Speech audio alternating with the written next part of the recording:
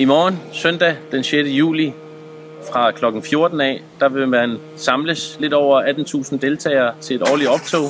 Det er 29. gang i de seneste 29 år, at man har deltaget til det her optog. Man mindes en personlighed, Hussein, søn af Ali, profet Muhammeds barnebarn. Og i de her 10 nætter op til optoget, der er det, at shia-muslimer samles rundt omkring i Københavns Nordvestkvarter og rundt omkring i København.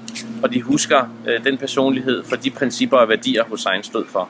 Nemlig værdighed, menneskerettigheder og at man har lige muligheder i et samfund, hvor der er sammenhold og der er fællesskab.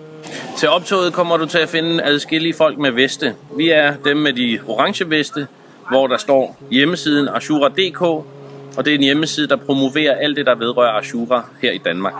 Ideen er, at man kan besøge hjemmesiden, man kan læse om de forskellige aktiviteter, man har i Danmark i forbindelse med Ashura, og så kan man have en indsigt i, hvornår de forskellige programmer finder sted her i København. Så det vil vi anbefale, at I går ind og læser ashura.dk, og så vil vi også kunne dele de her kort, hvor der beskrives lidt mere om begivenheden.